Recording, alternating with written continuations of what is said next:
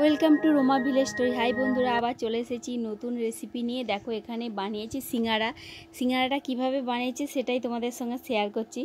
দেখো এখানে একটু ময়দা নিয়ে নিয়েছি, তারপরে ওর মধ্যে দিয়ে দিচ্ছি আমি চিনি, আর তারপরে দিয়ে দেবো কালো জিরে, তারপরে দিয়ে দেবো দেখো স্বাদ অনুযায়ী নুন, আর তারপরে দিয়ে দেবো সাদা তেল।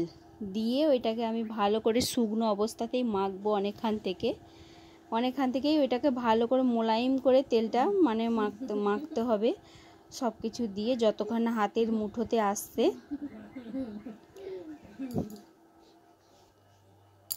দেখো মুঠো করে দেখছি, আমার মুঠো হয়ে যাচ্ছে কেমন, ওই রকম করেই মাখতে হবে জিনিসটা। দেখো তারপরে আমি অল্প অল্প করে জল দিয়ে মাখছি, একবারে বেশি করে জল দিই না, কারণ পাতলা হয়ে যাবে।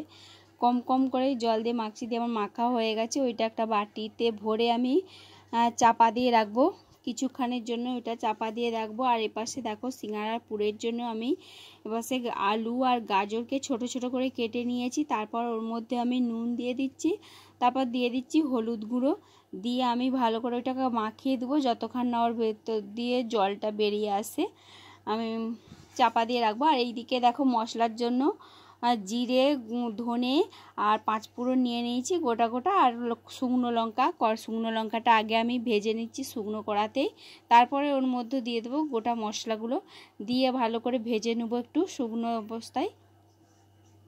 দেখো আমার ভাজা হয়ে গেছে, দিয়ে আমি লাবিয়ে নিয়েছি। তারপর আমি এদিকে কাজুটা ভেজে নেবো। চীনাবাদাম দিয়েও হয়, আমার বাড়িতে কাজু ছিল তাই আমি কাজু দিয়েই এই বানাবো আজকে সিঙ্গারার মধ্যে আমি কাজু দেবো। কাজুটাকে ভেজে নিচ্ছি। তারপরে দেখো এবার ওই গাজর আলু তুলে দিচ্ছি আমি ওই তেলের মধ্যেই। আর এইদিকে দেখো আমি মশলাটা যে ভেজে রেখেছিলাম ওইটা গুঁড়ো করে নিচ্ছি, শিলে আধ গুঁড়োই করে নিচ্ছি, বেশি মোলায়েম নয়। দিয়ে ওর মধ্যে দিয়ে আলু আর গাজরের মধ্যে নুন দিয়ে দিচ্ছি, দিয়ে দেবো একটু হলুদ গুঁড়ো, অল্প করে হলুদ দিয়েছি, আগে দিয়েছিলাম যেহেতু। আর তারপরে দিয়ে দিচ্ছি কাঁচা লঙ্কা। আর এবার আদাকে থেতো করেছিলাম আর কাজুটাকে ছোট ছোট করে ভেঙে নিয়েছিলাম, সেটাই দিয়ে আমি ভালো করে ওটাকে নাড়াচাড়া করে ভেজে নিচ্ছি।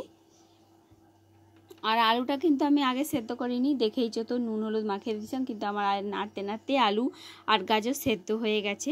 তারপরে দিয়ে দেবো একটু চিনি দিলে স্বাদ হয়। আর ভেজে রাখা মশলাটাও দিয়ে দিচ্ছি। এবার একটু দিয়ে দেবো একটু গরম মশলা গুঁড়ো। আর আমার আলুর পুরটা একদম রেডি। আর এইদিকে দেখো আমি সেই ময়দাটাকে দিয়ে লেচি করে নিয়েছি, দিয়ে আমি লম্বা করে বেলে নিয়েছি। এটা হচ্ছে গোল নয়, লম্বাই বেলা হবে। লম্বা করে বেলে মাঝখান দিয়ে কেটে নিচ্ছি। তারপর আমি দেখো ওইটা বানানোর জন্য আমি একটা বাটিতে জল নিয়েছি, যে জল হাত করে ওইটা পুর দিয়ে আমি বানাচ্ছি। আর অল্প করেই পুর দিতে হবে, বেশি পুর দিলে হচ্ছে ফেটে যাবে। মাঝখানটায় মুড়ে তারপর দুদিকে আমি চেপে চেপে মুড়ে দিচ্ছি ভালো করে, জল হাত করে করে, যাতে না ওইটা ভাজার সময় খুলে যায়। দেখো সিঙ্গারাটা এভাবেই বানাতে হবে। আমার এইভাবে সবগুলো আমি বানিয়ে নিয়েছি। তারপর তেলটা আমার হালকা গরম হয়ে এসেছে, আমি তুলে দেবো। আর সিঙ্গারার জন্য কিন্তু তেল বেশি গরম নয়, একবার হালকা গরম তেলেই দিতে হবে। সিঙ্গারা ভাজতে একটু সময় লাগে বটে।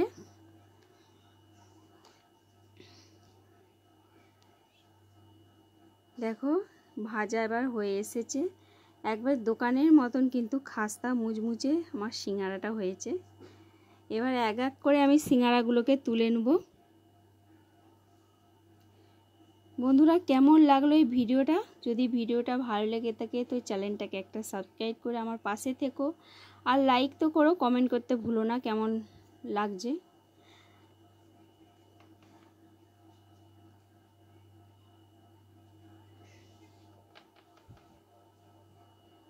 দেখো আমার ভাজা হয়ে এসেছে। এভাবে সব সিঙ্গারাগুলোই এক এক করে ভেজে নিয়েছি। আর ভিডিওটা দেখার জন্য অসংখ্য ধন্যবাদ। আমি ভিডিওটা এখানে শেষ করলাম, দেখা হবে পরের ভিডিওতে।